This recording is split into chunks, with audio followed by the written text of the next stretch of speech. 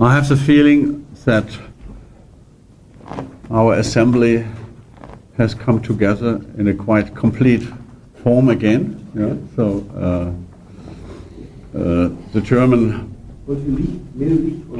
Nein, es geht, es ist gut, ja. No encuentro el texto de esta tarde. Yeah. Lo das en español, solo tengo en alemán. El de esta tarde. No lo encuentro. O lo tengo por el medio y no lo encuentro. Tengo el alemán solo. Es complejo. Sometimes I remember a famous saying of the Prussian king Frederick II, yeah, after the battle of Kunersdorf, I think in 1759. Yeah, he said to his soldiers, Hunde, wollt ihr ewig leben? Yeah. Perros, ¿quieres vivir toda la vida? ¿Quieres vivir siempre? Perros, ¿quieren vivir siempre? Eternamente, ewig. Ja, wollt ihr ewig leben, nicht wahr? La diferencia eternamente y siempre.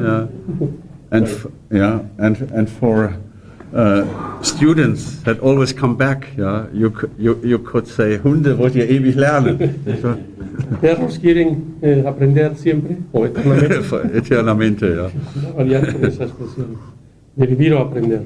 Ja. Mhm. Bueno, vamos al capítulo. So, today we have a very demanding task. So we have a little bit more than 1 hour and a half in order to grasp the core chapter of the second volume of this book. So the book Spheres 2, or Globes, as such, means to me something like a kind of Trauerarbeit of metaphysics. Yeah. Probably you know this beautiful, even if problematic, Freudian term of Trauerarbeit. El trabajo del duelo freudiano es este capítulo, la metafísica de eso trata este capítulo 5. Yeah. So psychoanalysis, in a certain way, is based on the concept of mourning or trauern. Yeah? And Sigmund Freud coined that term of labor of mourning, yeah, as a description of what happens when human beings are separated from those individuals, so human companions that had shared their life in an important period of time, and when they discover the mortality of the other, they discover at the same time the necessity to live in different timelines.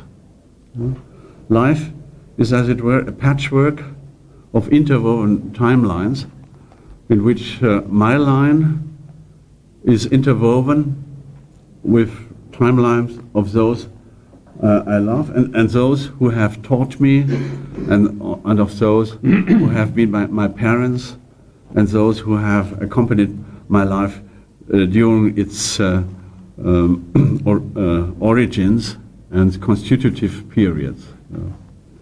And the labor of mourning sets in the very moment when you discover that there is not one single time for all, a homogeneous time that we all share, that time is, as it were, a patchwork or a textile, very complicated textile that is constituted out of the different timelines of those who coexist, yeah, and allow the other to experience shared time.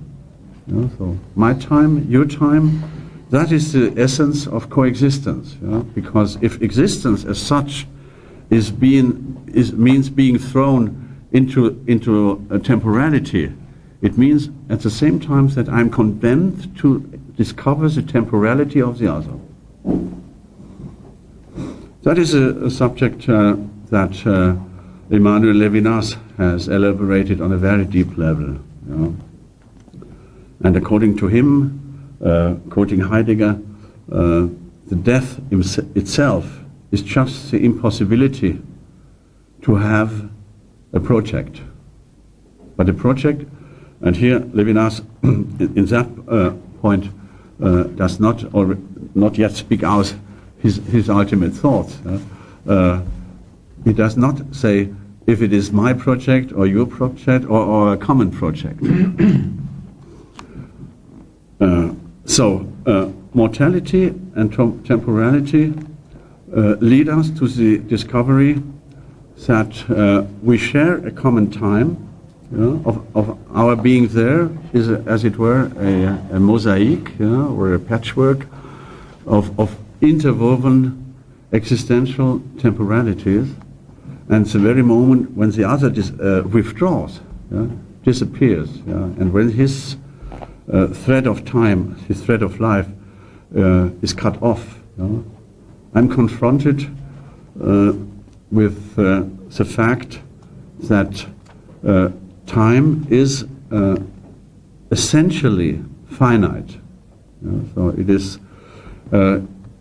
in one of the sonnets of Shakespeare, you find a very beautiful line that goes approximatively like this: and so, such as the waves at the sea follow each other, so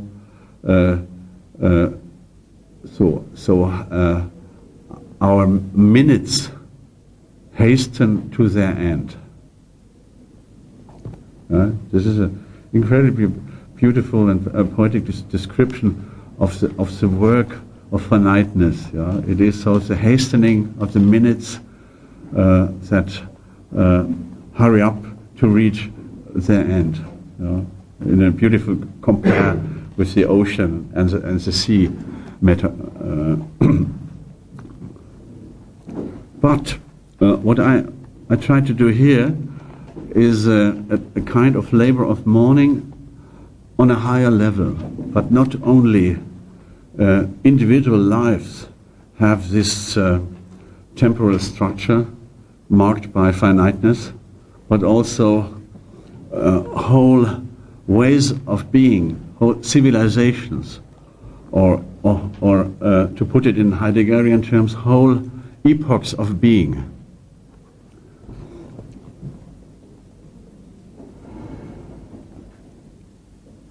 I might remind you that famous paragraph 125 from the gay science of Nietzsche, where he introduces this strange character of the madman.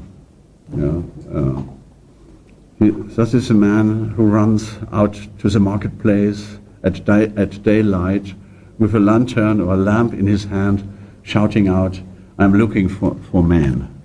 This is, by the way, a quotation from Diogenes Laertius' Lives and Opinions of Famous Philosophers, the most important compilation of sayings and traditions concerning the philosophers of antiquity. And the sixth book of Diogenes Laertius is dedicated to the Stoic and the Stoic and cynical school of thought. And here you find all the anecdotes concerning Diogenes from Sinope. Nietzsche takes up the character of Diogenes of Sinope in order to tell another story. He's running also at daylight into the marketplace, shouting, "God is dead."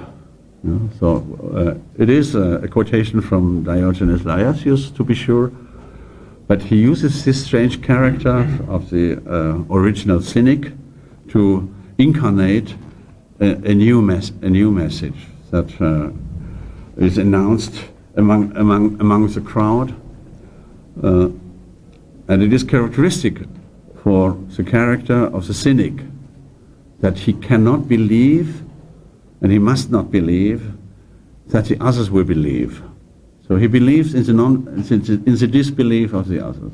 And that is the situation of that what Eugen Rosenstock Hüssi has called the negative prophet, or the disangelist. So the 19th century, according to Rosenstock Hüssi, was the age of disangelism, whereas the epoch of metaphysics and religious metaphysics was the angelic age, the age of good news. The 19th century, according to Rosenstock Hüssi, is the beginning of the age of bad gospels, or disangelic messengers. And for him, there were 4 of them necessarily, because if there are 4 versions of the good message, there probably will also be 4 versions of the bad one. Marx, Feuerbach, Marx, Darwin, Nietzsche, Freud. They all had a sad or a bad message to convey to their fellow citizens, messages that were designed to destroy former beliefs, evangelic beliefs that met their counterparts in correlative, disangelic messages. And that is the reason why I called the second volume of my book as a whole a labor of mourning for metaphysics. Because metaphysics as such had also in its own way a meta-evangelic structure. It was not only the good news that the cosmos exists, the good news that the Mesopotamian pessimism has been overcome. That is the pessimism that was characteristic for all those people who did not participate in the new covenant that God had made with his chosen people after the flood. There's the Abrahamic covenant, and there is the second covenant after the flood, where God himself has to make a kind of new deal with humanity. My friend Rüdiger Safransky once told in a little bit respectless way that God himself had transformed himself from a fundi into a realo. These are terms from the German Green. The German Greens are composed out of 2 different tendencies. The fundis, the fundamentalists, are the radical Green, and the others are those who have entered into the parliamentarian game, sogenannte Realos, the realistic part of the Green movement, that who are ready to deal with reality. Whereas the fundis insist on what Max Weber has called Gesinnungsethik, so the ethics of pure good intentions. Whereas the other one are called the Verantwortungsethik, the ethics of responsibility. This is the ethics of the Realos, and according to Safransky, the meaning of the flood myth and the new rainbow symbol, which is, as it were, the signature of God under the new contract with humanity, or especially with the chosen people. The meaning of the flood myth as such was already God's own transformation from a fundamentalist into an anthropological realist. So that he had learned that his own creatures will never act as he expected. And from that moment on, his attitude towards humanity becomes much more flexible, and he is much less inclined to destroy all of the human, all members of the human race, just because some of them did not fully obey his laws. But what I wanted to say, it is only a relatively small enclave within the totality of the Near East and the Mesopotamian peoples who really entered into the new contract. The new covenant was more or less a special relationship between God and the book of the second covenant. But the rest of the Mesopotamian people lived also further on in the astro-terroristic terror and under the shadow of the terrible memory of the flood and of the cosmic catastrophic events that meant an ongoing threat on the existence of human beings. And the big meaning of Mediterranean culture, especially of Greek philosophy, was to reconcile the non-Jewish part of humanity in a kind of philosophical covenant with the cosmos. That is one of Hegel's great intuitions when he said the meaning of Greek philosophy and Greek culture as such was that they trained us to become familiar with the world again and to choose the cosmos as our oikos. That the oikos, the house, and the cosmos can converge again, and that we are no longer condemned to that strange feeling that Freud and Heidegger alike called Unheimlichkeit. So the Greek, and the mission of Greek philosophy, as it were, consisted in teaching humanity, as a post-Greek, post-Mediterranean humanity, a new confidence into the cosmos. And that is why the most terrifying things in the world, the Mesopotamian cultures had always observed in holy terror that maybe all these astro-terroristic events maybe could happen again, was transformed in the Greek form of the observation of the sky that transformed itself into a kind of cosmic pre-philosophical meditation of order. Nothing is so orderly, nothing happens so regularly, is so reliable as the movements of the star. That is a totally un-Mesopotamian concept of nature. But for us, who are all more or less, the Gnostics among put apart, but we are all more or less heirs to the Mediterranean cosmization of the cosmos, the transformation of nature into the most reliable thing there is, the transformation of nature into the Big Mother as a guarantee of everything that is orderly, well arranged, reliable, and edifying. We are heirs of this vision of the world, but we have left the space of classical metaphysics. The very moment when we, as modern participants of modern culture, have been led into a new attitude towards nature, which is no longer for us a real cosmos, because we have neutralized nature into a post-cosmic situation. It's just the outer world that contains no promise at all. It is neither good or bad.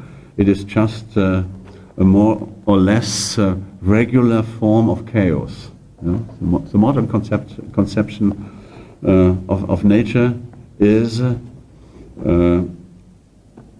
vision of as it were, as a chaos that has taken the habits of a relatively well organized chaos on which we can normally rely on. So we are no longer citizens of the cosmos. We have been exiled from the Greek vision of the world.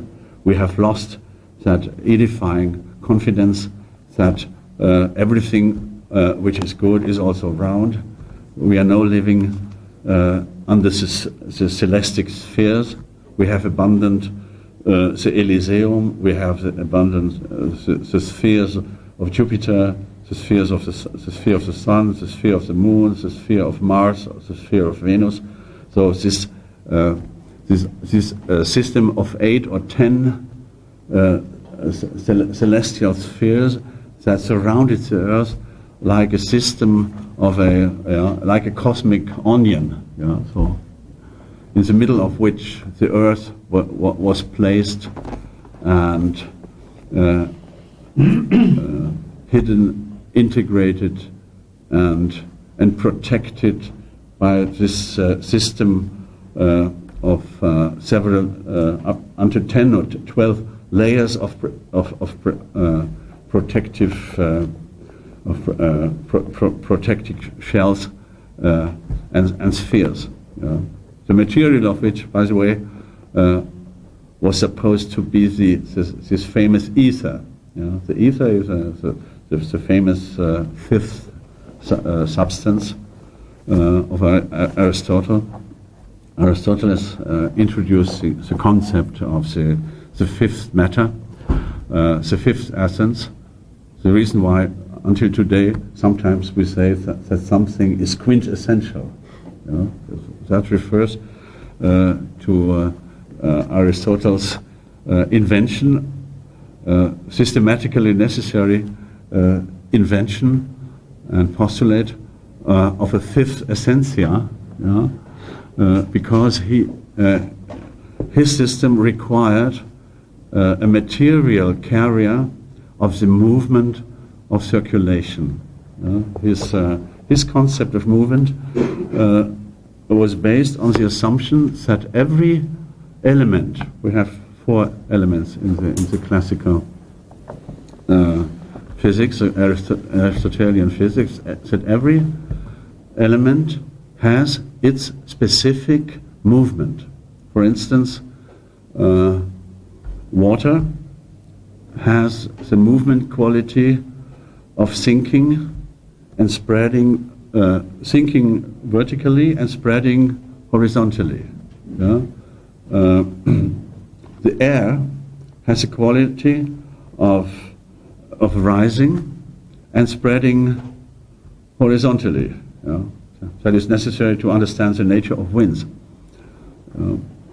The fire has the special quality of incarnating the radical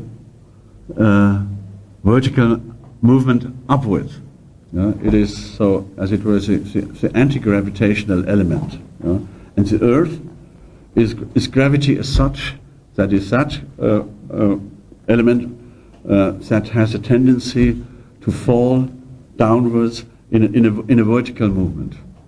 So we have 2 elements that incarnate pure verticality, fire and earth, and we have 2 elements that incarnate lateral movements and vertical movements in a different way, upwards, downwards. So wind, air, and water. And beginning with this system, Aristotle asked himself the question, from where do pure circular movements come from? So circularity was within that system of physics the great enigma of nature. And looking at the stars, he saw the planets perform their perfect circles, observing the sun and the moon. Humans of the antiquity had also the opportunity to see perform then beautiful semicircles. We had to complete these movements by the assumption that the movement continued on the hidden side of the cosmos, and that the same sun and the same moon came back on the other side. There were, by the way, different cultures that made the assumption that every morning a new sun will rise. They did not have that cosmic confidence that the same sun comes again, that behind our back in the night the gods produce a new sun and throw it on its course the next morning. This is also will probably be a culture or civilization of cosmic distrust, because they can never be sure that the gods will do their work during the night, bring a new sun that we were hoping for.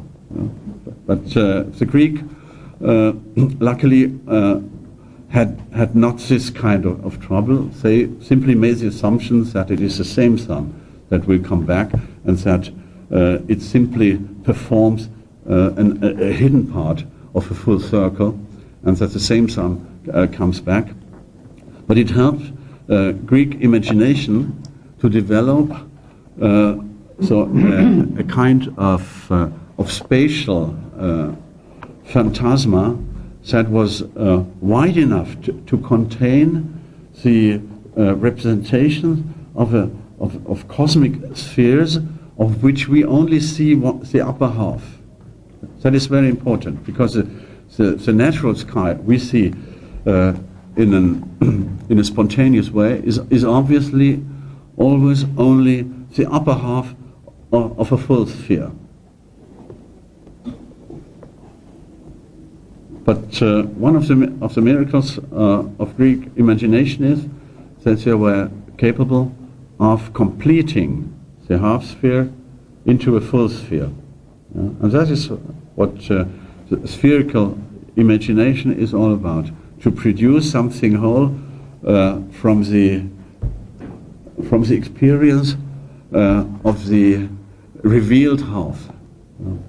And I'm still convinced that Heidegger's concept of lightning, or clearance, as other English translators have proposed for the concept of Lichtung, that the concept of Lichting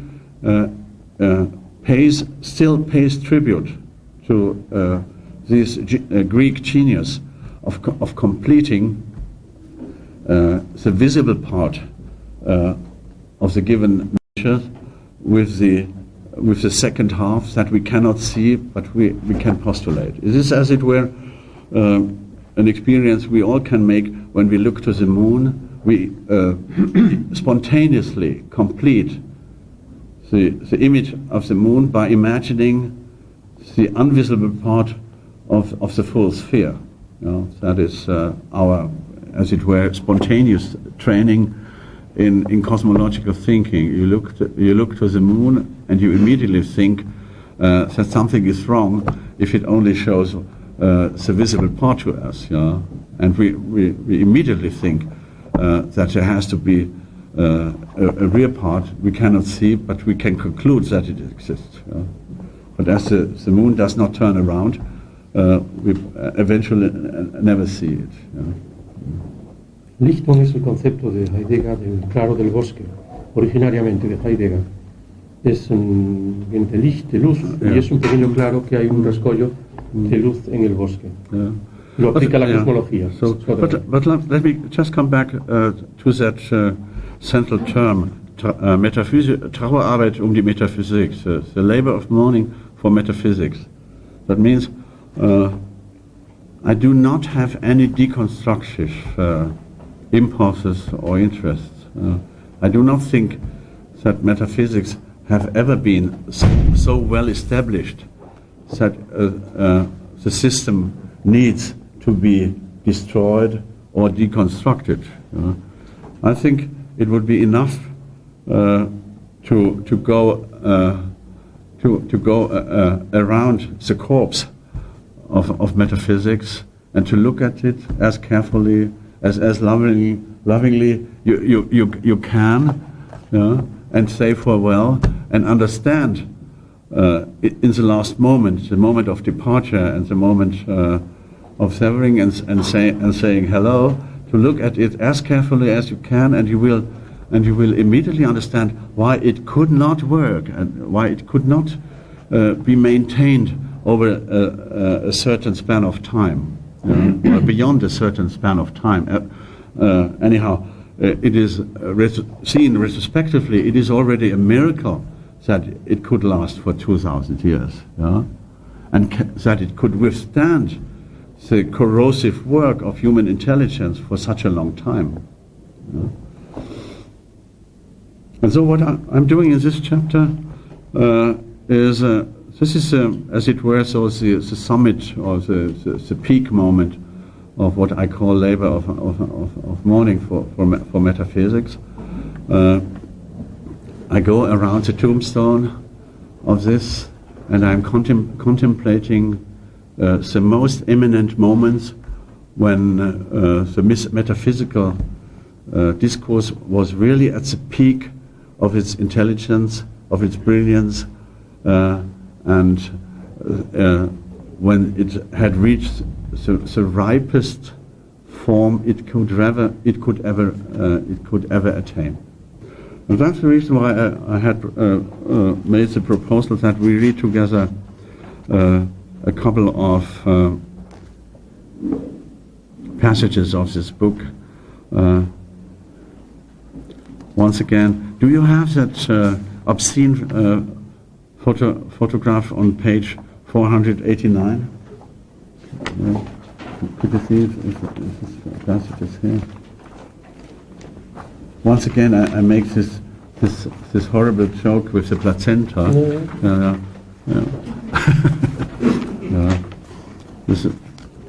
But this is, I mentioned, one of the rare families. On page, in the German edition, it's page 489. This is after the Margarita Philosophica Nova. Wie weit ist das von vorne? Das ist nicht weit, das sind vielleicht 20 Seiten vom Beginn.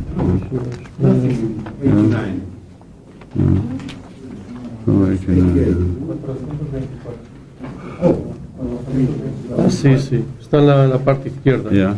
Wurde das ausgelassen? 424, no, está ahí. Ja, das ist hier. Nicht? No? Ja. This is one of these rare moments when the Trinity is completed. Yeah, the moment of completion is a very tricky philosophical argument, because completing is a part of the original operation of thinking. Yeah? But you always complete the part, the invisible part of a totality. And here, this is probably, according to my knowledge, is one of the really very, very rare pictures when you can see a complete family. Yeah? You see father and mother and child and the placenta. Yeah? Yeah. And it's really unbelievable. And probably there is a perverse midwife in the scene, yeah, that demonstrates, yeah, the invisible twin of the child at the very moment when they get separated. Yeah? And from that moment on, the role of mother and father is exactly to help the child to repress the memory of its original twin, yeah, of the anonymous twin, that will never be baptized and will never carry a name. You know? Usually in gynecological clinics, these objects are dried out and pulverized and used again als Brandbeschleuniger. You know what I mean? Yeah? Acelerador de incendio. Yeah. Acelerador de incendios. The clinic sells the substance as a kind of energetic powder that you can throw into fire, and the effect is a little bit as if you would put essence or gasoline into a fire. That's what in German we call that Brandbeschleuniger, so an accelerator of fire. This is the sad destiny of our hidden twins, that disappear in that fiery operations. But this is just a footnote to what I just have been saying on the completing action of the human mind. Usually we do not see the hidden part. But when we see it, we see the full structure. So, and human beings are condemned not to see the round totality, and we always draw conclusions from that part of the revealed world to the other part we do not see. And metaphysics was, as it were, the triumphant discipline of completing the cosmos. It is, as it were, also a kind of the triumph of inductive reason. It is an inductive constructivism. You see just a quarter of the circle, and you draw your own conclusions. And among these conclusions, there is at least one or even two. There are two very edifying ideas that, first of all, that the universe is round. And that roundness is, as it were, a morphological gospel, which is at the very center of metaphysics as a message and as an exercise. Metaphysics has to be an exercise because from the empirical point of view, you can never see the whole circle, and the substance, the essence of the exercise is completing the circle. And this is an inner activity that helps you see that part of the totality that you cannot see. So completing. You have to make an exercise every day, completing. It is just like praying. And you say to the circle, please circle, become a full circle also today. It is unfortunately, Heidegger pretended that the God of philosophers is a God in front of which you cannot pray and dance. But I'm not quite sure that it is true, because true philosophers do nothing else but praying to the circle and say, please circle, behave as a full circle. And make your circularity true also today. And provide us the grace to be as round as a round thing can be. This is the morphological gospel of the full sphericity and circularity of being. And that includes a second element, that if the totality is round, there is no way to escape the evidence of the thought that God himself is also a sphere. And the sphericity of the God sphere is as much invisible as the sphericity of the cosmic sphere. So both of these invisibilities correspond to each other. And if the cosmos can be described as a full sphere, nobody can prevent me from assuming that God himself is even more so, and that he is the archetype of roundness. And this is precisely the idea of Plato, by the way, in that part of his thought that I have called the ontological proof of the sphere. But if God is God, he must possess the qualities of the morphological optimum in the world. A God that would not morphologically the best there is, would not fulfill his own concept and would not correspond to his own concept. So God is round, quod erat demonstrandum.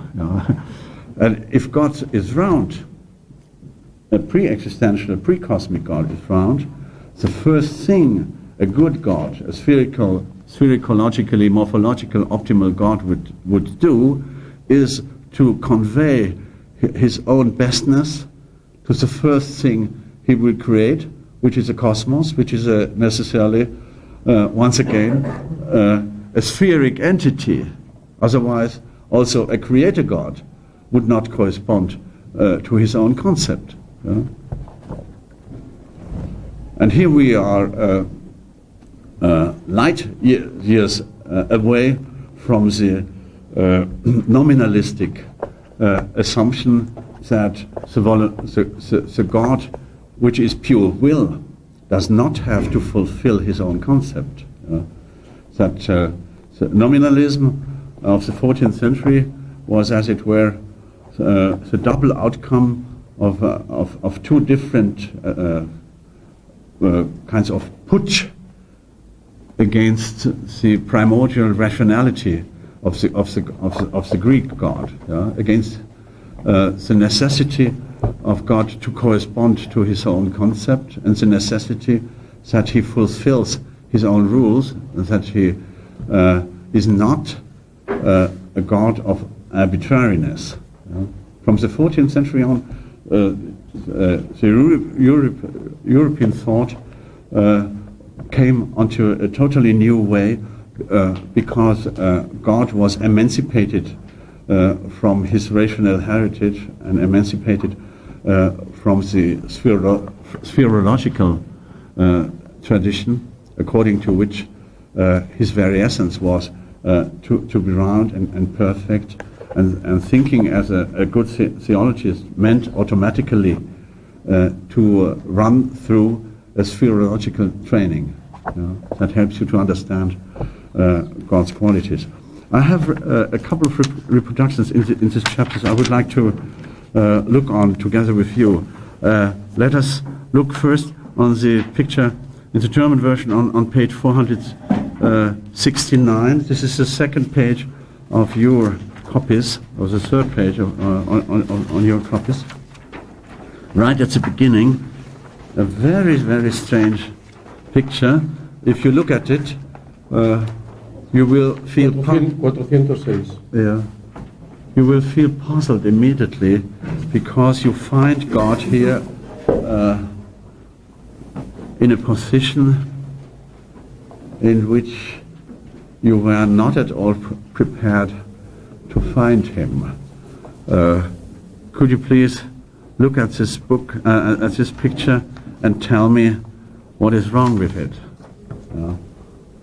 Why is it impossible for God to appear in the position in which he is represented in this picture? First, you have to look at the outer circle, and you will understand what this picture represents. This is the classical. Yeah. Oh, yeah. The classical representation of the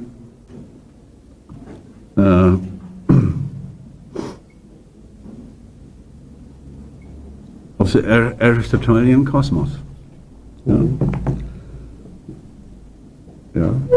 the outer circle, in the outer sphere, you find,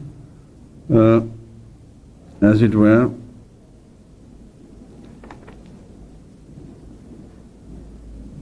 see, it is absolutely crazy. You find in the outermost circle, you find the lowest sphere that separated the supralunar reality from the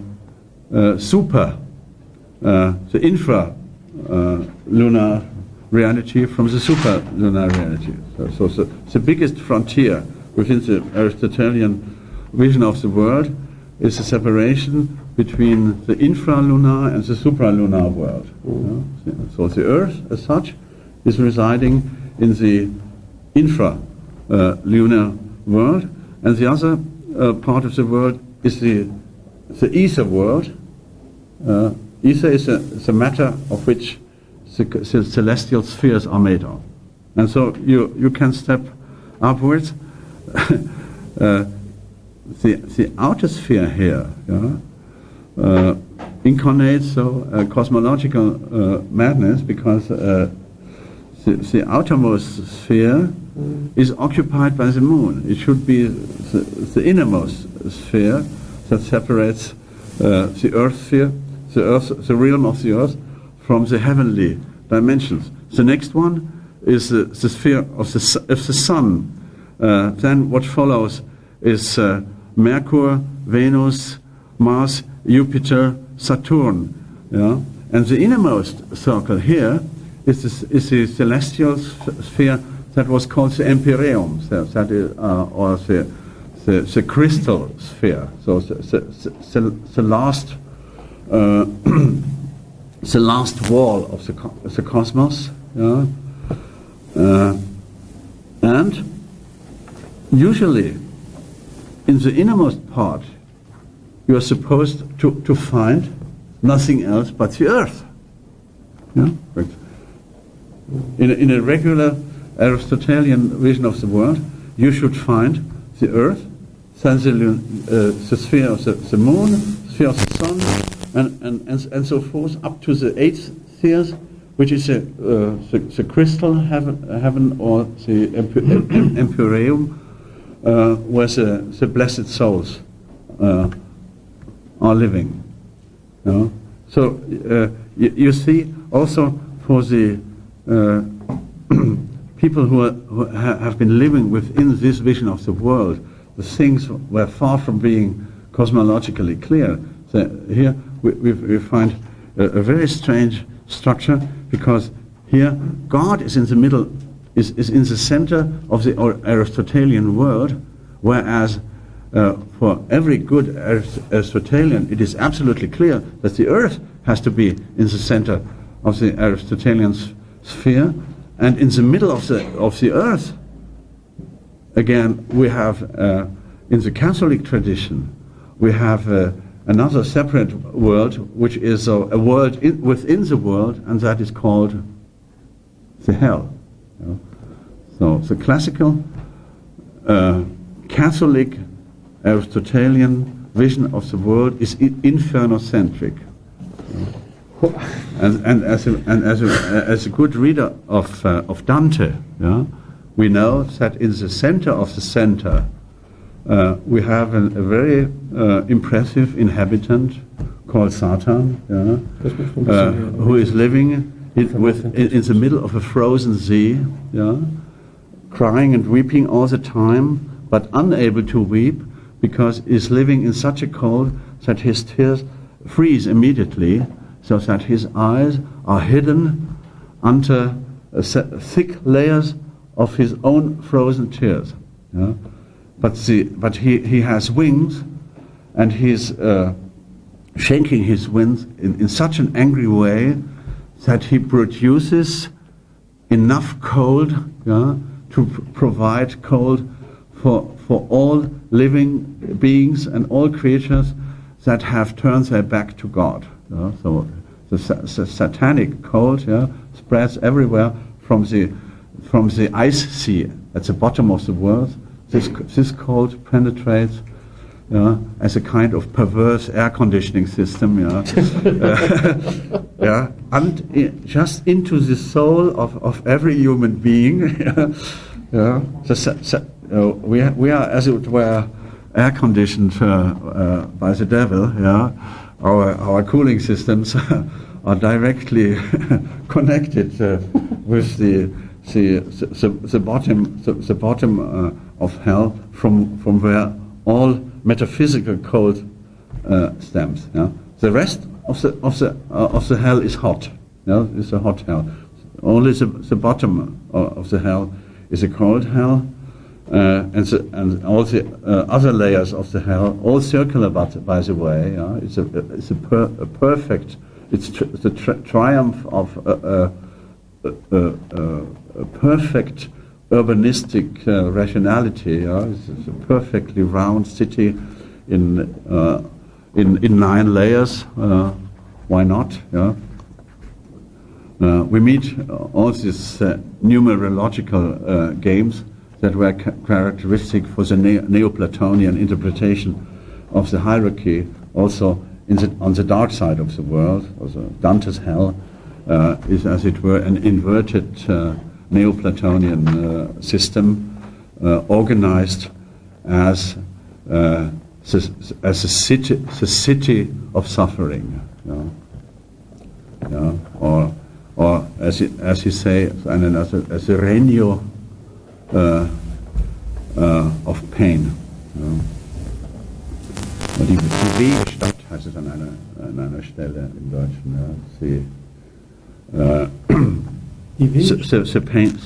The painful city. But Dante's urbanistic ambitions are really impressive. And the division of quarters, and his main concern is to keep separate the different types of sinners. They must not live in the same quarter, and they must not suffer from the same kind of torture. They are well separated.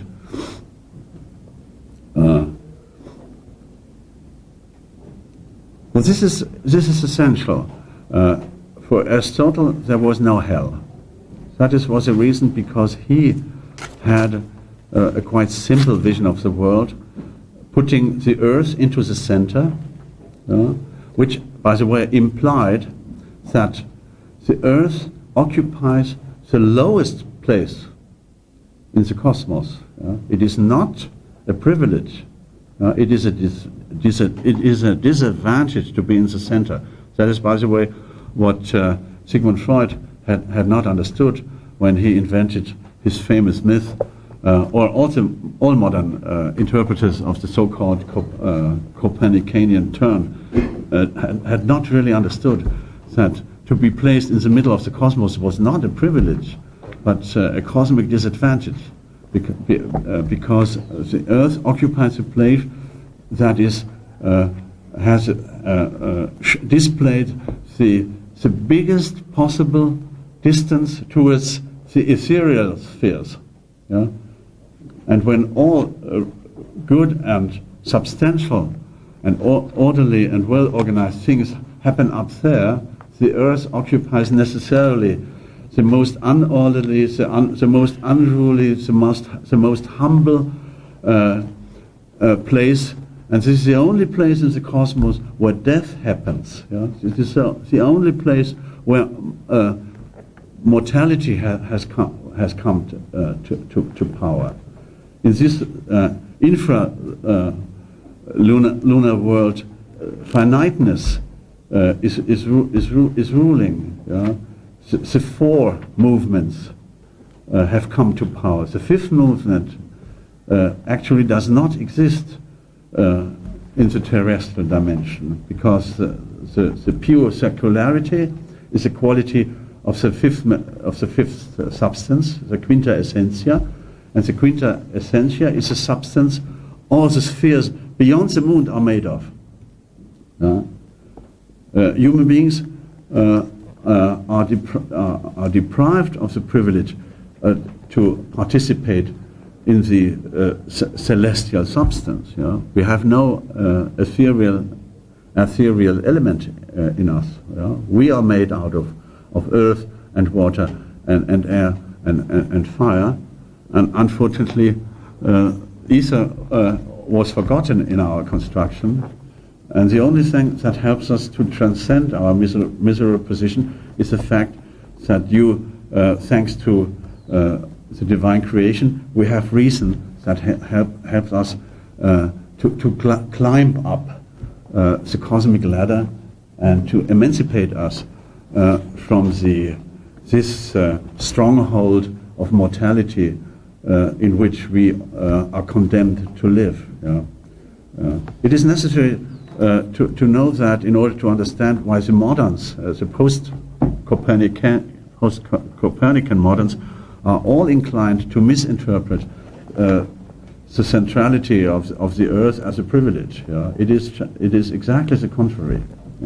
And we find, by the way, in the literature of the 16th century, for instance, in a famous letter of Melanchthon, a critical hint to the madness of the followers of Copernicus, where he says, "Et etiam terram collocunt inter sidera," and this is an outcry of indignation. He says, these mad new cosmologists, they dare to place the Earth among the stars. So he is indignated because is unwilling to accept this unbelievable promotion of the Earth into the realm of the planets, because this is a result of the Copernican turn, that the Earth becomes a planet, and as a planet it becomes a rival to Jupiter, to the Sun, to the Moon, to Mercury, to Mars, and the other planets. We used to call stars. The Earth never was a star. It became a star through the consequences of the Copernican turn. So it was an incredible ontological and cosmological upgrading that happened to the Earth through the Copernican turn. And it's a pity for Sigmund Freud, who ignored the story and who told us the famous myth that humanity had to deal with at least three big vexations. Vexation. Was this die Kränkung in English? Is this vexation? Is this the same term? The first vexation being the so-called Copernican was when we were removed from the center of the Earth, from the cosmos, not knowing that this was the best thing that could happen to the Earth. The Darwinian one and the one he himself had introduced. But the real event is that the Aristotelian vision of the world, and that is what medieval philosophy is basically all about. The Aristotelian vision of the world was combined in the medieval metaphysics with the Neoplatonian interpretation of the system of the rings of emanation that surround the godlike central point. In the theocentric vision of the world, God is in the center. And this picture shows us how the theocentric vision of the world interferes with the Aristotelian vision of the world, which is basically and necessarily geocentric. The Earth has to be in the center of the world, but in the imagination of medieval thought, the two systems, the emanation system and the Aristotelian system, were confused and combined, even by force. And even it led to totally absurd consequences.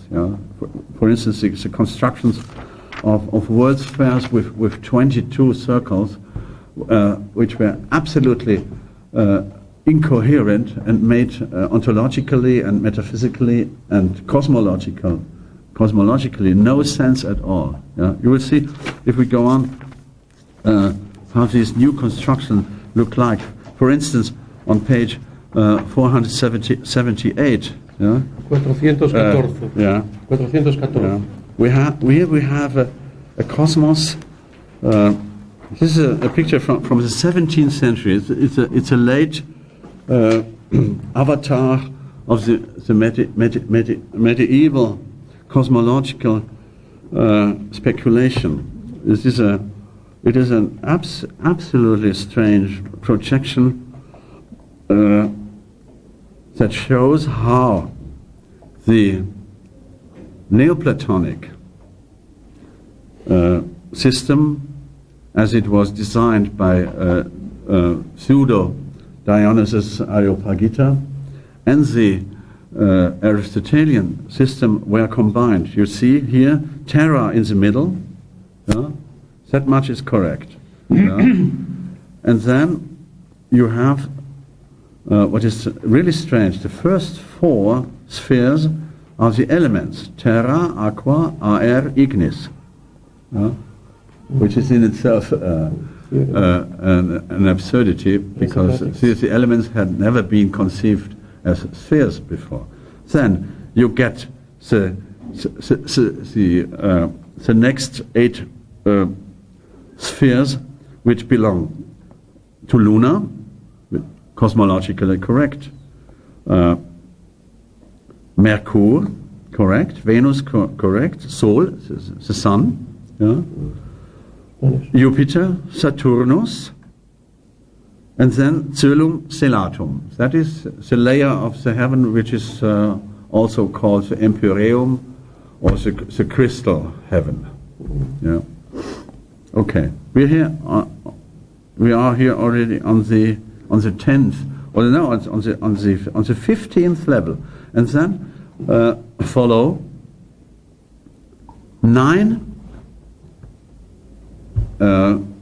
layers, 9 steps that belong to the emanationist system, yeah, to the Platonist, Neoplatonic system. Angeli, Archangeli, Virtutes, Principatus, Potestatis, Troni, Dominationes, Cherubim, and Seraphim. Yeah. So these 9 layers correspond to the system of Pseudo-Dionysius Areopagita. Ja? Da ist noch eine gedeckt. Da ist noch ein Foto. Das ist gedeckt. Yeah, and that is, and the outermost skirt. Antes de Dios parece que hay otra esfera medio cubierta. Can you read? ¿Qué pone ahí? Yeah. And the number 1, I can't read it. What is this? Mens. Mens. Ah, yeah, mens. Mens. Yeah, mens. Mens. Yeah, yeah. Mens. Okay. Okay. Yeah, yeah. This is the mens. This is the, yeah. Rationalism. Yeah. Rational. Yeah. So this is yeah. And what is the most amazing point? Yeah, the man who constructed this picture makes the assumption that God himself is still totally eccentric. Yeah.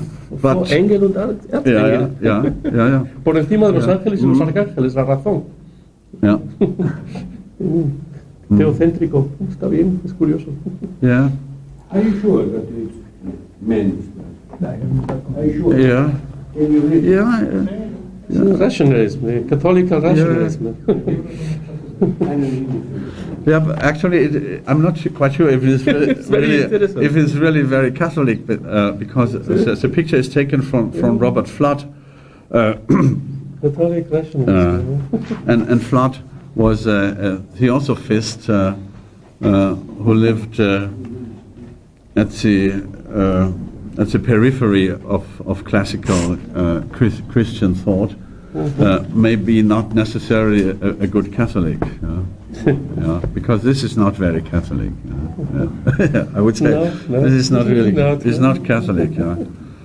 But by the way, God Himself, seems to have the capacity to create an explosion of its own. Yeah. He makes, as it were, a second explosion that does not really interfere with this system of steps and layers. For those of you who are able to read Hebrew characters, would probably find also a Kabbalistic interpretation of the picture, because the second row are not the ordinary numbers, but elements of the Hebrew alphabet. Vielleicht ist es Absicht, dass das letzte Mens bedeckt ist.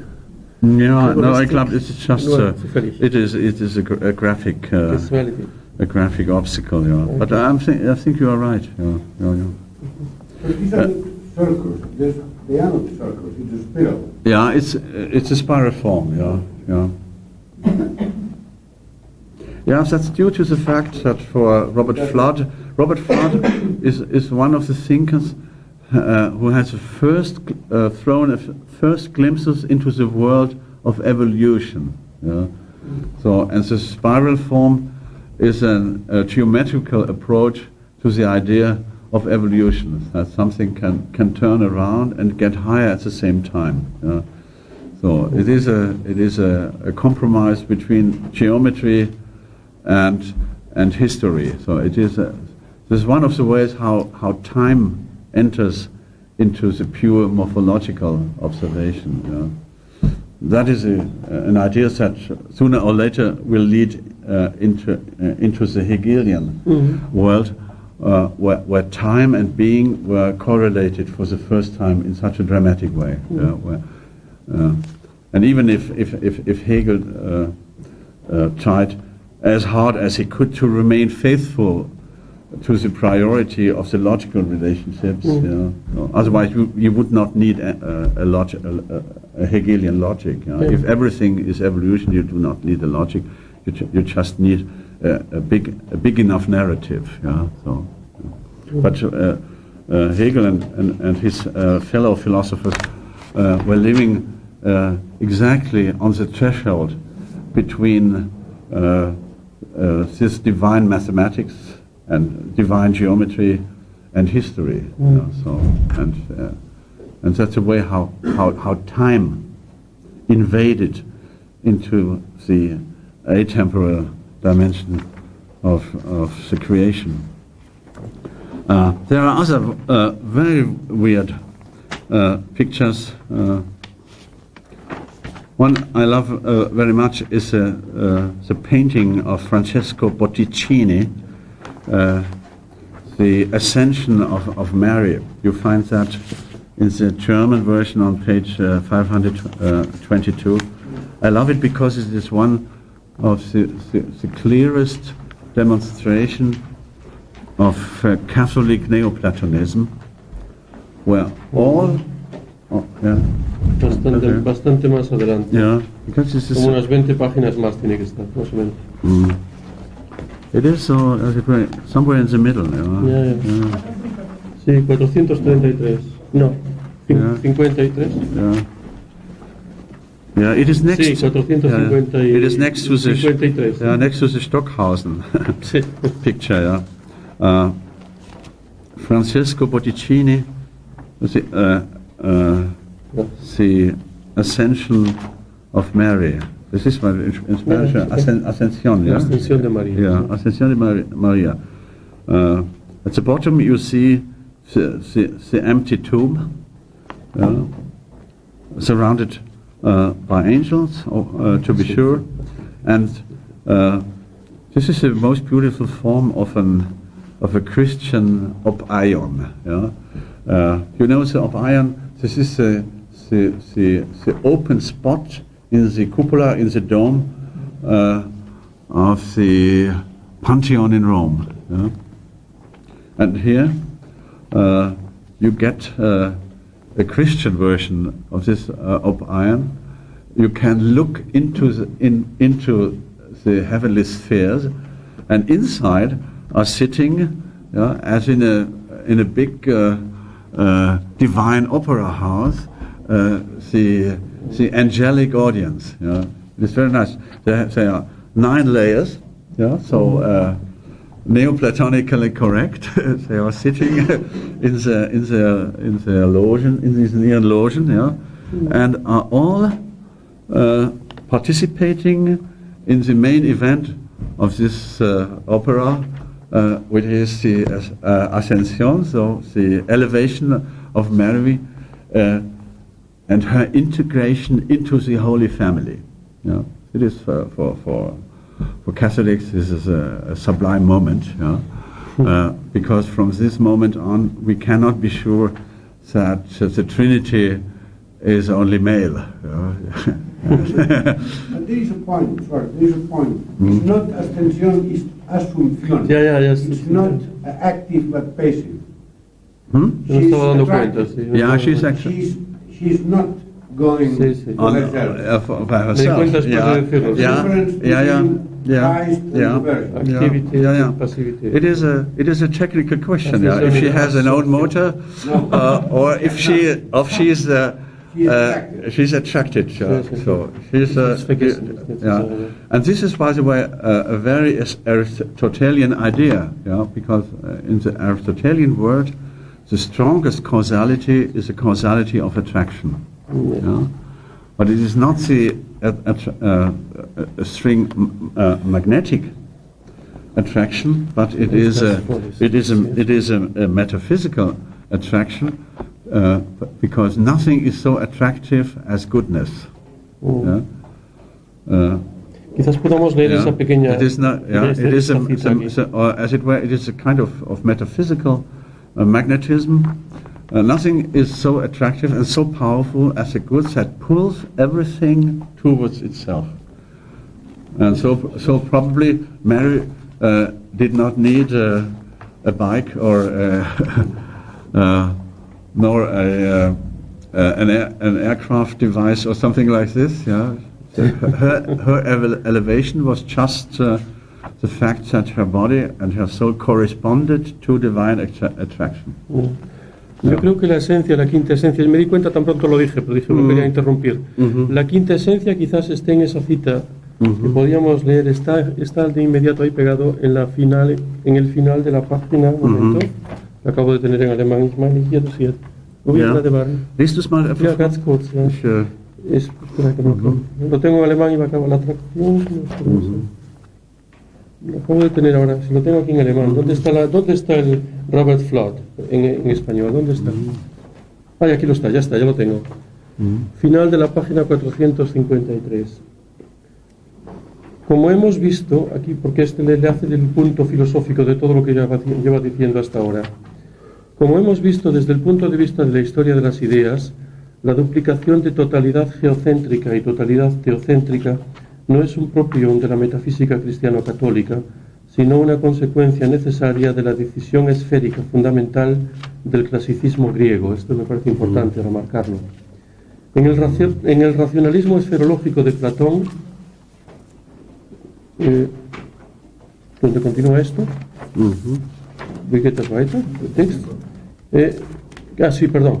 En el racionalismo esferológico de Platón, que recibe estímulos por su parte de Parménides, Empédocles y Pitágoras, no se expresa solo un optimismo morfológico forzado. A través de él se establece a la vez la alianza entre pensamiento de totalidad y geometría, alianza que desde entonces ha de mantenerse ante los ojos como la característica fuerte del pensamiento de la antigua Europa sobre el ser. El racionalismo geométrico, o más bien uranométrico, es la respuesta creadora del pensamiento griego al reto del gran mundo. Eso es puesto porque le precede la pregunta acuciante por la magnitud y forma del mundo. Es creador porque ya no solo experimenta la magnitud de la forma del mundo como un destino indescifrable, sino que contribuye a producirla por medio de presencia de espíritu constructiva y la penetra con distinciones propias. Bajo este aspecto, los esferogramas de la filosofía de la naturaleza griega, así como las fantasías corales de los angeloteólogos, son emblemas de la capacidad madura para encerrar la totalidad maximizada en una representación formal, clara y precisa. De hecho, el cosmos, antes de que simbolizado como esfera pueda ser colocado bajo el pie de un emperador o como globo imperial, coronado por una cruz en su mano, tiene que ser concebido en el pensar como totalidad iluminada, medida, bien construida. Por su mera apariencia, estos globos claman hacia su constructor, y solo en el ámbito de audibilidad de ese clamor pueden encontrarse pensadores y regentes universales. El texto de ese clamor es inequívoco: pertenezco a aquel que sea capaz de construirme en mi verdadera forma. El panteón romano es el testimonio más fuerte de cómo fue escuchado ese clamor. I would like to read with you another passage from this chapter. Let us begin on the page where I start my discussion of the Liber Viginti Quatuor Philosophorum. 467. Hast du die? Ja, habe ich schon. Hast du schon gefunden? Ja, hier. Okay. Lass uns das gemeinsam lesen, bis hin zu den Definitionen. Ich würde sagen, ja, hier, damit ein bisschen. Sí, empezamos en la 465 y vamos a leerlo hasta la 467 und währenddessen kannst du dir weiter überlegen, wie ja, genau. Okay? Holst auch ein bisschen Luft, kannst auch was trinken, wenn du willst. Ja. Por muy explosivas que hayan sido las consecuencias derivadas de la decisión fundamental monoteísta de formar una díada con el absoluto, quizá más detonantes aún fueran los efectos de la radicalización del atributo de Dios, infinitud, en la teología de la alta y la baja edad media. Se podría llegar a considerar incluso el juego de los teólogos con el concepto de infinitud como un experimento cuyos resultados arruinaron el proyecto medieval de mundo. Quizá lo que se llama edad moderna sea, ante todo, una formación reactiva de las subculturas conceptualmente sensibles a la vacuna con el infinito. Con el giro hacia el infinitismo, en la esfera de luz interpretada teocéntricamente, se introduce la paradoja espacial y eo ipso una irrepresentabilidad aguda. En lo sucesivo... Die Irrepresentabilidad, okay, wunderbar. Ja. En lo sucesivo, también el Dios de los filósofos se oculta completamente en lo oscuro, como si no quisiera en absoluto ser menos que el fundamento cristiano del mundo en oscuridad misteriosa. Se sumerge en un abismo de extravagantes determinaciones que no ofrecen sentido alguno a la imaginación espacial corriente. Con ello, el design inmunológico de la forma metafísica del mundo, la bóveda geometrizada del todo como último peldaño de abstracción de la heterotécnica y del habitáculo del ser, entra en una crisis de la que no puede encontrarse ya salida conservadora alguna. ¿Cómo habría de representarse siquiera una esfera actualmente infinita? Una esfera cuyo centro no tiene lugar alguno, porque brotando de puntos que estallan, se repite hasta el infinito. ¿Cómo relacionarse con un monstruo geométrico tal? ¿Y cómo, en tanto criatura, sentirse encuadrado en un orden de tal descentramiento? ¿No había citado Aristóteles en su tratado sobre el cielo razones concluyentes de por qué un cuerpo infinitamente grande es un absurdo, de modo que tras él ya quedó claro que había que contemplar el universo como un máximo bien conformado, precisamente como esa esfera celeste, una y única? La fuente decisiva para la colocación por doquier del otro centro, el difamado Liber Viginti Quatuor Philosophorum, confirma expresamente el diagnóstico de crisis. En él tenemos el documento fundamental del hermetismo filosófico en la Alta Edad Media. La teosofía es la forma de pensamiento que todo lo fía en Dios y que sólo asigna al mundo el valor posicional de un pliegue complejo en el interior del absoluto. El pensamiento hermético, a su vez, es una parte de aquellas formidables ciencias ocultas que querían hacer partícipes a los seres humanos de un poder ilimitado. El libro de los 24 filósofos fue traducido del griego al latín o compilado por redactores occidentales pocos decenios antes del año 1200, posiblemente. Quizás sea incluso la copia o la actualización de un tratado alejandrino del siglo III. Tercero, que puede llegar a Europa por caminos poco claros y en el que, según hipótesis más recientes, se conservarían fragmentos de una teología aristotélica que se creía perdida. Otros autores consideran el Liber como una compilación de frases del neoplatónico jámblico. En torno al año 1200, el libro ya está muy difundido en el occidente latino. Aunque no se digna mencionar artículo de fe cristiano alguno, se cotiza mucho entre la élite del clero europeo, tal como demuestra el número de los manuscritos conservados. Quien ha conseguido su literatura alguna vez en librerías alternativas sabe qué significa informarse a partir de fuentes que sobrealimentan a los lectores con informaciones completamente diferentes a las usuales. La lista de pensadores de primer rango impresionados o influenciados por el libro, el Meister Eckhart, Nicolás de Cusa, Giordano Bruno, Leibniz, asegura al pequeño escrito un lugar respetable en la historia de la especulación metafísica. La obra, cuyo autor figura como la persona fantástica de Hermes Trismegisto, el primer sabio, según la leyenda de la antigüedad tardía, del que tanto Moisés como Platón habrían extraído sus doctrinas, conduce sin rodeos a las tierras altas de la teosofía neoplatónica, 10.000 pies más allá de sacerdocio y catecismo. En la introducción se dice lapidariamente que 24 filósofos, como si no se tratara de personal sospechoso, se habrían reunido para recopilar sus respuestas a la pregunta ¿Quid est Deus?, con la idea de llegar a una determinación final común reuniendo las diferentes tesis, determinación a la que por cierto no se llegará. Tras esta lacónica observación previa siguen 24 definiciones de Dios que sin derivación unas de otras pasan por delante del lector como una lluvia meteorítica de rápidas proposiciones especulativas de consistencia y audacia sin par. Para nosotros son de especial la primera, la segunda y la 18ª. Die erste, die zweite, die 18. Ja. Genau. I just wanted to add one thing. So, what is remarkable, we have 24 philosophers, and every philosopher has only one sentence. This is a unique situation. It is philosophy beyond discussion, because it is, as it were, a kind of artilleristic exercise. You only have one shot, and every shot must hit.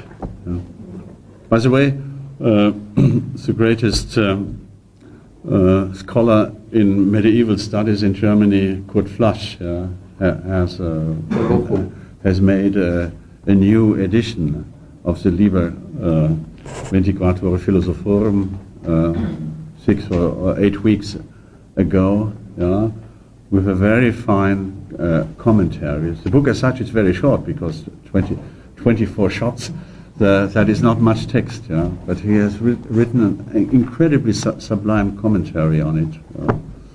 And for me, it is a particular satisfaction when he says in his commentary that my interpretation has led the literature on that book onto a new level. So you can congratulate afterwards on an individual basis. But it is that does not very happen very often in the life of a philosopher. That really the greatest scholar in a field explains his recognition in such an outspoken way. This is really not an ordinary event. By the way, I quote from Kurt Flasch's translation of this book, the first, the second, and the third. We could read that together, at least the first one, because the 18th one, and then the rest. Also, Deus est monas, monadem gignens, in se unum reflectens ardorem. This is the most burning sentence that the classical Neoplatonism has ever produced. You have to read that. Fantastic. Reguera ha traducido retroflexionar. Fantastic. ¿Existe esa palabra en español? Can you read the Spanish translation? Dios es la mónada. ¿Se dice mónada? Monada es otra cosa, claro. Dios es la mónada. Dios es la mónada, qué cosa que raro me suena. Dios es la mónada que engendra una mónada y la hace retroflexionar hacia sí en un único soplo ardiente. Retroflexionar me parece un neologismo fantástico. De retro de reflexión. But it is at the same time it is without a commentary. It remains absolutely hermetic because how can a monas give birth to another monas and bow back this born monad into itself. But as you will see, this is just the scheme, the basic scheme of the Neoplatonic emanation process. God is a point. Here we encounter once more this mysterious entity on which the Greek geometry is based. So God is one point, extensionless point, that bursts out of itself into the biggest of all possible spheres. It is an explosive moment. The point explodes and creates the biggest monas, the smallest monas, the almost non-existent monas, creates the biggest of all possible monads, and then it does something very strange. There is a point of return, because we are not, we have not yet entered into the world of Big Bang logic, which is a logic of no return. It is a Neoplatonic logic. That means every particle emanated out of an original explosion is pulled back by the gravitational forces of this almost inexisting center from which it originally originated. So everything that emanated from the center is sent out, until a certain point when the explosion power is, as it were, consumed. Then it makes a movement for which the Neoplatonists have a particular term borrowed by Plato, which is an epistrophe. It turns back, and it returns into the source. And the first movement is called the prohodos. In French, l'aller. So prohodos, which literally means the way on. Then follows the turn, epistrophe, and the other way is called anodos, the way back. By the way, we know the term anodos from our electrician, because we describe the negative wire in our electric cables as anode pole. So they do not know that they are talking a pure Neoplatonian jargon when we plug in. We are always a little bit practitioners of Neoplatonic vocabulary. And this has to be understood when you want to know what the first philosopher is talking about. So he grasps the philosophical bull directly by its horns and gives the most demanding definition that is ever possible of what the Neoplatonic God is all about. It is a monad that creates a monad, so it is the minimum that creates a maximum and brings all that which has emanated back into itself. And that's the reason why there is also a Neoplatonic Trinity, because everything that is in the world can be described from three different points of view. Everything is on the way out, everything is on the way in, and everything rests in the place where it always used to be. So we have three functions within God. The creative function, that is a way out. God is a creator in as much as the explosion is always going on. And God is a savior, or an assembler, or a savior, in as much as he brings everything back to him. And God is at eternal rest, in as much as everything that is emanated and brought back remains at the same time always within him. That is the Neoplatonic term moné, which means resting or bleiben. Die Bleibe. There is an eternal moné, an eternal remaining, an eternal explosion, and an eternal edifying recollection of everything that had been emanated.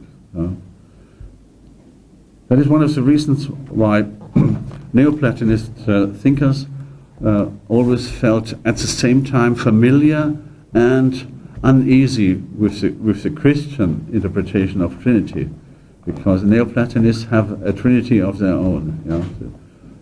Prohodos, Anodos, Monet. And this is a totally different system. But it has an incredible explicatory power. You can, once you have understood the system, there's nothing in the world that resists a redescription in Neoplatonic terms. That is so impressive. And by the way, modern evolutionary and modern evolutionism is in a certain way only ein halbierter Neoplatonismus. Neoplatonismo partido, la mitad de un neoplatonismo. Yeah, ein halber. Yeah, it's just one half of the. It is a Neoplatonism, so that knows only the explosive moment without return, and without the movement of recollection, and without Monet, without the remaining function.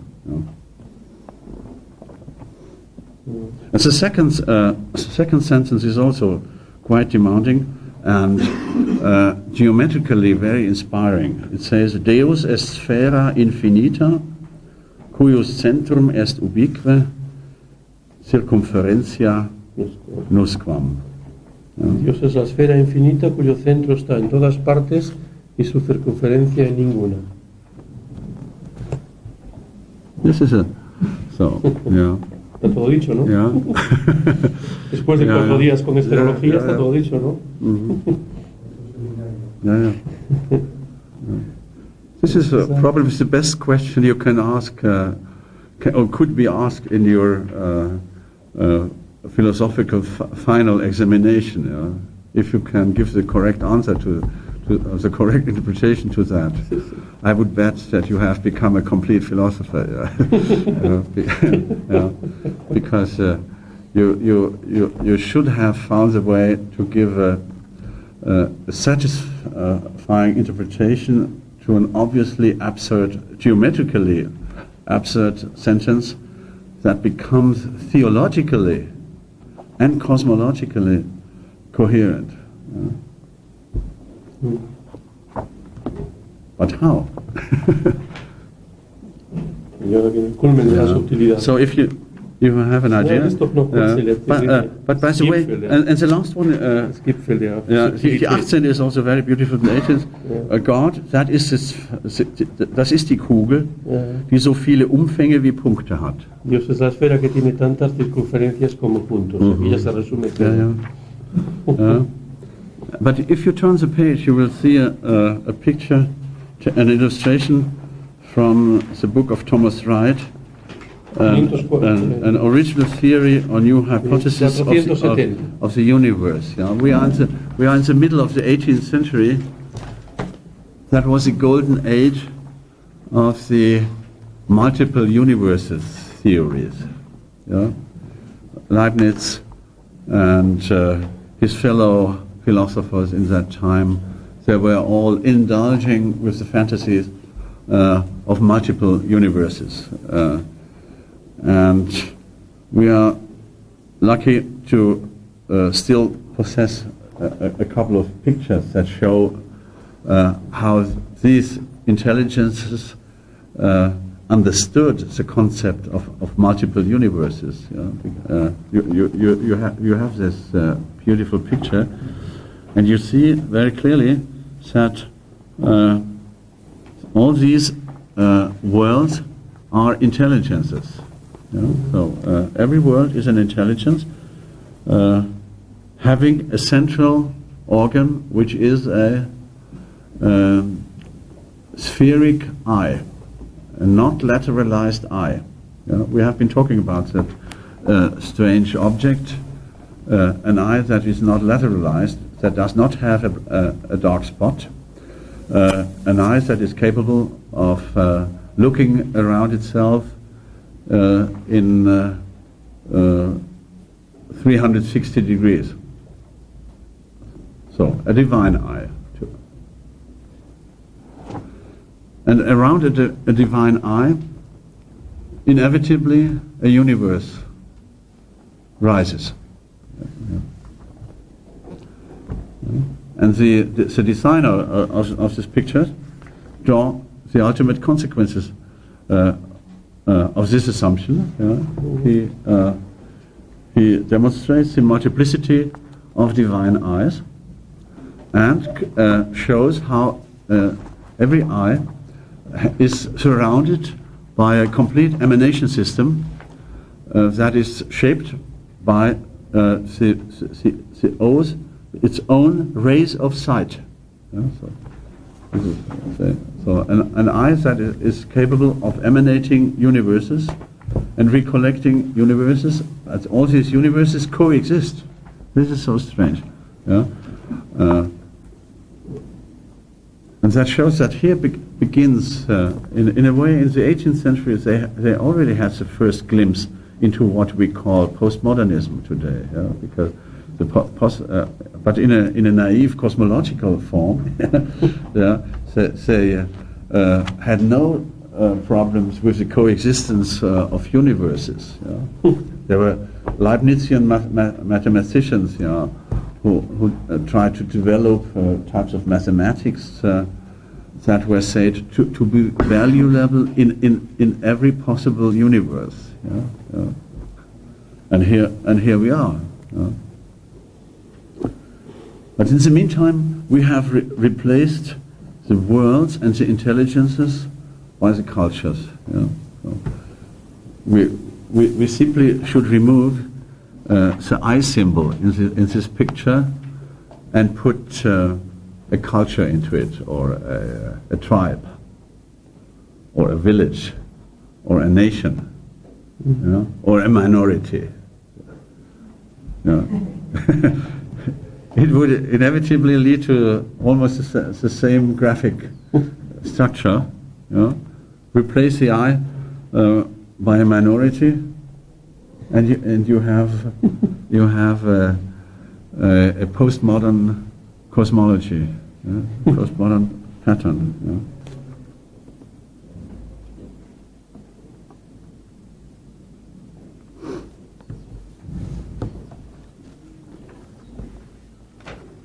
A couple of pages later, you find from the mathematician Leonhard Euler a reproduction of an illustration to a book very well known in the 18th century in Germany, Briefe an eine deutsche Prinzessin. 472. Another late example of what I have been talking about yesterday, that the Republic of Letters was really made out of written letters. Here, a mathematician writes a letter to a German princess and explains to her how the coexistence of multiple words can be imagined. And in these times you always find illustrations of that type. One of the most famous illustrations from a Leibnizian book is a philosopher standing in the park of Versailles, talking to a princess and explaining to her the Leibnizian principle of the principium identitatis indiscernibilium, holding two leaves of a tree in his hand and explaining to her why two things that can be distinguished cannot be distinguished are identical, whereas similarity does not suffice to declare identity, because he's holding two almost identical leaves of a tree in his hand, and the princess may be inclined to assume that these leaves are identical. And he says, no, as long as they are individual entities, they cannot be identical. Only if something is really undistinguishable, it can be said identical. It is a logically dramatic moment because here was the first time you see the inversion between the principium identitatis and the principium differentia. So identity is taken as a limit case of difference. So if difference fails, it must be. It must more or less be identity. Yeah? But in reality, difference is leading. Yeah? It is the same. At the same time, the same thing happens in mathematics. For instance, in the relationship between ellipses and circles. Yeah?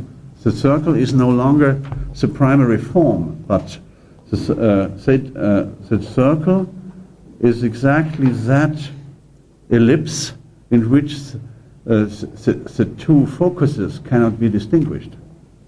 So, if the ellipse takes the lead, and the ellipse is the leading form, the standard form. Bipolarity is a mathematically leading form, but as a limit value of the construction of ellipses, there exists the tiny possibility that the two focuses of the ellipse coincide, and that is what we call a circle. And this is also mathematically a departure from the dogmatism of identity, because bipolarity, or the quality of having two Brennpunkte, two focuses, becomes the leading pattern. And also, already in the 18th century, that's what I want to say, the beginnings of what we now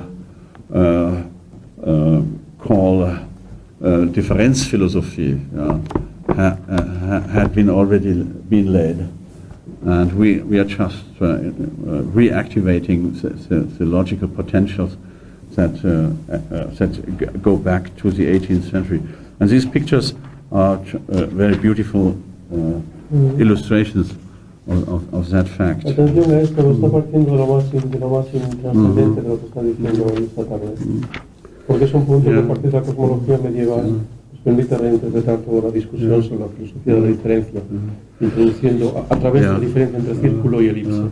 But let me just muy especulativo, pero muy consecuente. In order to reach the end of our session, I just want to show you the consequences of all these reflections. The book of the 24 philosophers released the disaster or the catastrophe of philosophical and theological thought, because here, in an indirect way, the idea of infinity invades the philosophical and theological discourse.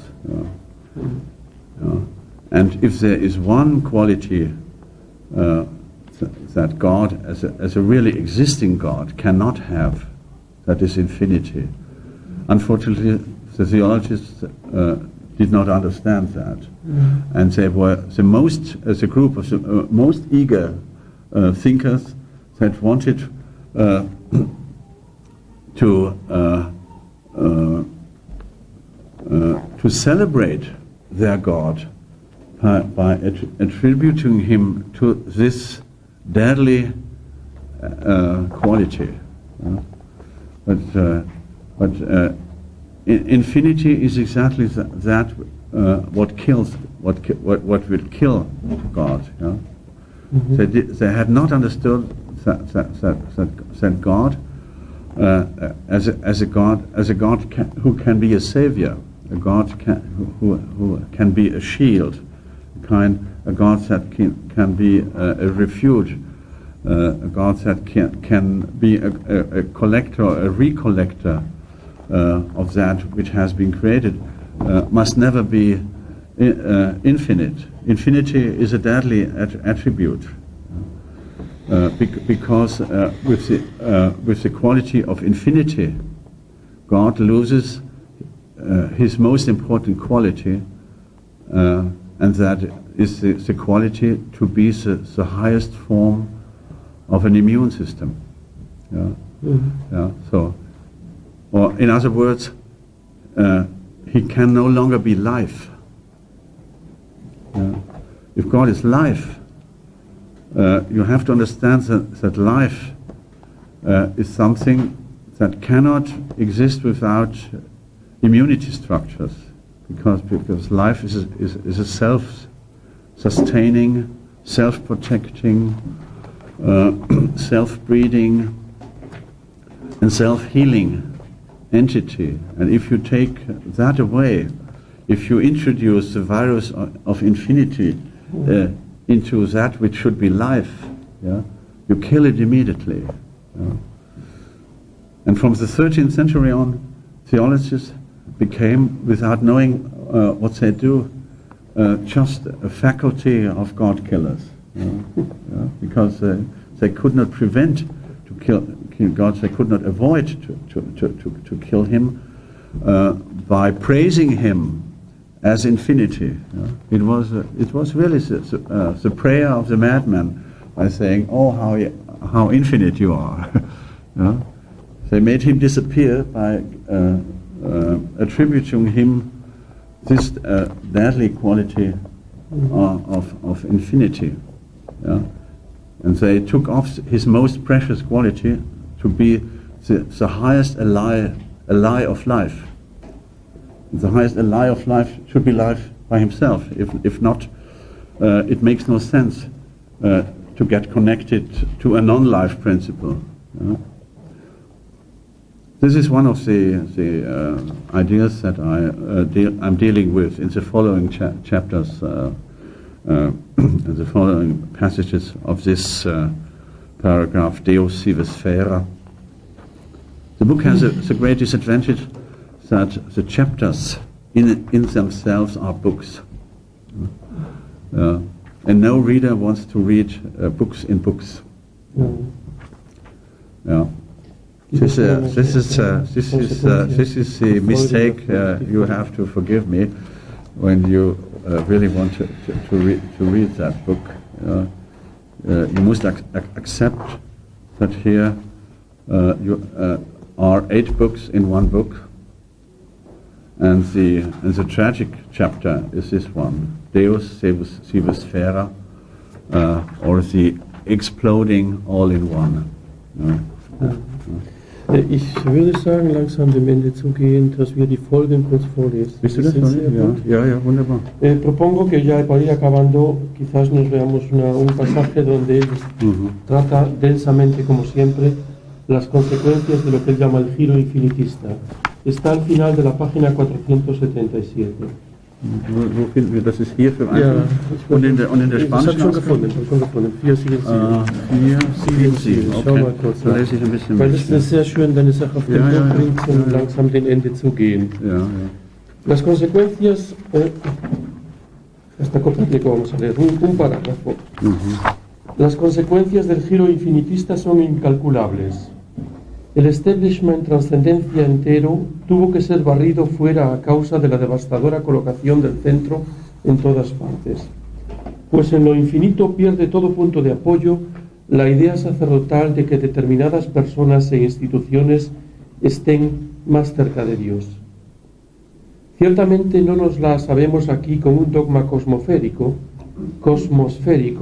ni sobre todo con uno político eclesial o crítico romano, sino con una tesis sobre cuya pertenencia a un experimento teosófico teosférico difícilmente realizable para los profanos no existe duda alguna.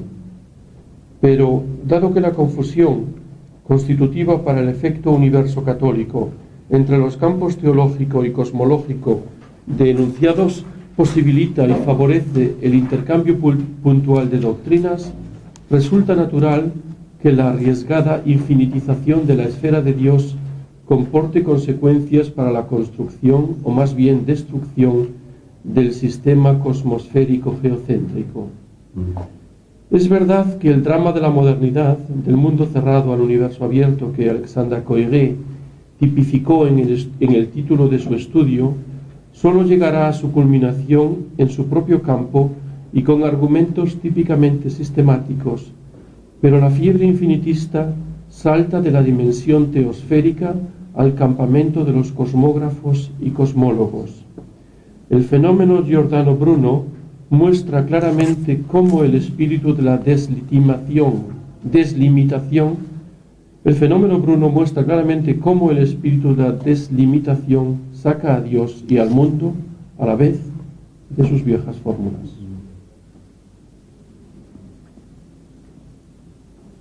Quizás un par de frases. Okay, yeah. Ganz kurz noch. Después de Copérnico, el universo tuvo que hacerse repetir con buenas razones que ya no podía ofrecer a los habitantes de la Tierra la antigua seguridad de las cubiertas. La edad moderna y la modernidad pueden caracterizarse inequívocamente por una reestructuración radical de las relaciones de inmunidad. Aquí lo aplica su propio vocabulario, lo que dijo antes.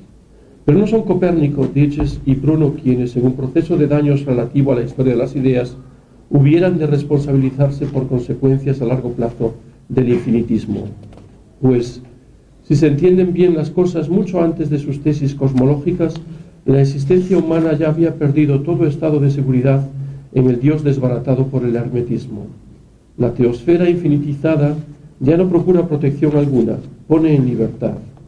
El Dios de los teósofos herméticos se ha convertido del todo en un Dios inquietante, no cobijante, en el que no se alcanza a ver cómo podría cumplir su tarea inmunizadora para un mundo finito y para inteligencias finitas. Ese Dios, pensado especulativamente más allá de antes, quizá hasta el final, no solo ha perdido todo matiz de temple personalista, ni siquiera posee ya una única propiedad evangélica. Con él no se puede fraternizar como con el Cristo. Tampoco se ve ya en él cómo la geometrización del espacio interior ha de lograr todavía sus efectos inmunizadores, en términos de la antigua Europa, edificantes para la cosmoespacio-visión humana. Ich möchte noch einen Satz gerne, das möchte ich auf Spanisch hören. Wie du sagst, die Mystik ist die erworbene Immunschwäche der regionalen Ontologie. De acuerdo. Das ist Das ist ein fürchterlicher Satz. Darum ist es absurd zu behaupten. Ah ja. Sag mir den deutschen Satz nochmal. Sag mir den deutschen Satz. Ich Darum ist es absurd zu behaupten. Ja. Por eso es absurdo afirmar, final de 479, por eso es absurdo afirmar que la descentralización o descentralización europea comenzó político internacionalmente. Ende 479. Letzter Absatz, 479. Y que bueno, lo está buscando él también en español, quiere ver cómo suena en español esto. Por eso es absurdo afirmar que la excentralización o descentralización europea comenzó político internacionalmente, teórico internacionalmente, teológico internacionalmente en el año 1945. Hay toda una estética, una ética y casi una metafísica del guión por parte de Isidoro Reguera, por aquí, que es muy lograda, me parece. Una fecha que solo es de importancia porque a partir de ella incluso el último viejo europeo hubo de hacerse cargo de la situación. Así pues, una vez más, Hans Edelmeier y la pérdida del centro, Verlust der Mitte. El auténtico proceso de descentralización obedece a impulsos que se remontan al auge de la ola mística en el umbral del siglo XIII. Aquí está la frase. La mística, la repito dos veces, la mística es la debilidad inmunológica adquirida de las ontologías regionales. La mística es la debilidad inmunológica adquirida de las ontologías regionales. Un epitafio quizás para alguien. Uno se cierra a causa de un contacto no protegido del pensar con el concepto agudizado de infinito. Una esfera cuyo contorno no estuviera en parte alguna porque su centro está en todas. Una esfera, me parece un excelente final, efectivamente, casi el resumen de todo el día, se saben fácil detalles. Una esfera cuyo centro no se puede encontrar porque su contorno se pierde en el infinito. Quien realmente se hubiera interesado por el centro perdido, habría dirigido sus indagaciones, en primer lugar, al contorno perdido del Dios infinitizado de la edad moderna. En esos análisis se habría puesto de relieve que la teología infinitista es la fuente fundamental del nihilismo. Ella es responsable de la equivalencia entre ser ahí e inseguridad. Ella es la negación inicial de todas las demandas humanas de inmunidad.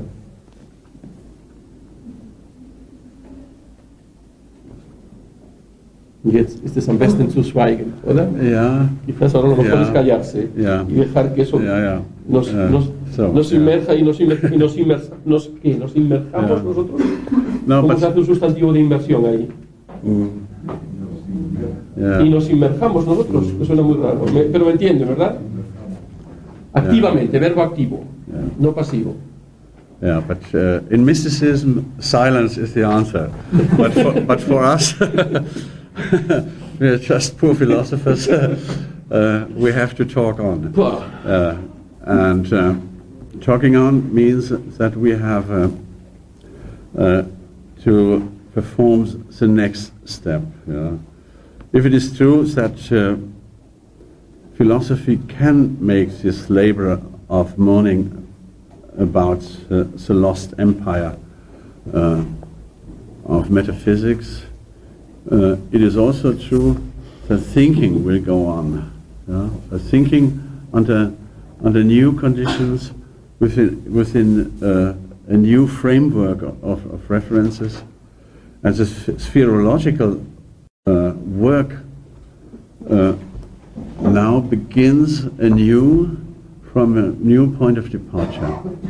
And in the what we have to accept in the post-metaphysical position as a first evidence of post-metaphysical thinking is that the monospheric reconstruction of everything there is has been a failure, but nevertheless thinking has to go on, also under the form of spheric thinking, but from now on as a pluralistic spherology. And the basic symbol of what it means to think pluralistically is for me the foam. Foam, in Spanish is espumas, espuma, foam. Yeah? This is these are the physical best symbols of multi-chamber systems, of coexistent spatial extensions that create intensive forms of neighborhoods which are characterized by the fact that neighbors always have something in common. That is the thin wall that separates them. Yeah. This is maybe the most important definition of form-like structures. We share that which separates us. Yeah? And we elaborate our divisions or our separating walls. Yeah? And to take up the thread of our commentary on Heidegger of yesterday evening, you know, when he said human beings are world-creating individuals or world-creating beings. You know, we now would have to add they are also wall-creating. Because without walls, there are no worlds either. And we have to rethink the whole problematic of borders and limitedness in terms of concrete immune structures. We have to develop a new form of theory of architecture. As we are creatures that are designed to live in houses. In apartments, we are wall makers. Apartments, according to me, are spatialized immune systems. Nations, cities, and so forth are spatialized immunitarian structures. All that has to be rethought from a immunological point of view. And the great adventure of post-metaphysical thinking. That is my conviction. The great adventure of philosophical thinking in our position is the transformation of classical metaphysics into what I call general immunology. La Sistipasis es la base de mañana, del tercer bloque, es la base sistemática. That will be the basic assumption we'll be dealing with tomorrow. When we meet at 10 o'clock in the morning, be prepared. Bring your best immune systems you can have. So intellectually, maybe a little bit disarmed, but physiologically as strong as you can be. It will be quite a long session because we have decided to anticipate the evening session and to combine it with the morning session. And we will stay together approximately until 1:30 or so. Un segundo, una pequeña cuestión. ¿Sí? Yes, this is probably a minor curiosity, Professor, but I was thinking if in the first picture you proposed, if it can be seen as a representation from the inside of the cosmic onion in the aesthetic system, like with the home, and you're looking at the top of the sphere. I'm talking about the Nicolas Teresme picture. Mm-hmm. Because it seems to me that if you look at it as like from within the sphere, it fits with the aesthetic system. Is it possible? I don't know if it's possible for the representational moment. Yeah, you are completely right. But the order of spheres is inverted. Yeah? If God were at the right place, he should come down to earth, and look out into the cosmos, and the first sphere he should see should be the moon sphere. From where is he looking into the cosmos when the moon sphere appears in the outermost circle? That is so strange. So God should become a man and then share with man the outlook into the moon sphere. But here God had not become a man. He remained God, eccentric and theocentric at the same time. And I think this divine madness can be demonstrated in the way the painter of the Livre du ciel et du monde has represented the world vision of his time. So, because the spheres should be shaped the other way around. The curve is on the wrong side. Mm-hmm. That is so strange. But it reflects the fact that the medieval thinking could never get beyond the bipolarity of its basic world models. You have a theocentrical world vision and a geocentrical, an Aristotelian and a Platonic or Neoplatonic. And they could never abandon this mad effort to make coincide both constructions, and this sublime madness is reflected in the pictures themselves.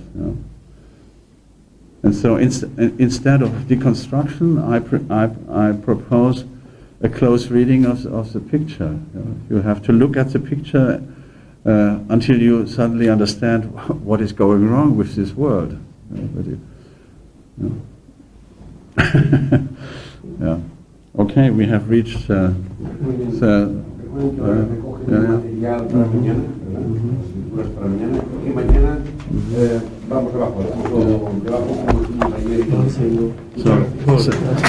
minutes.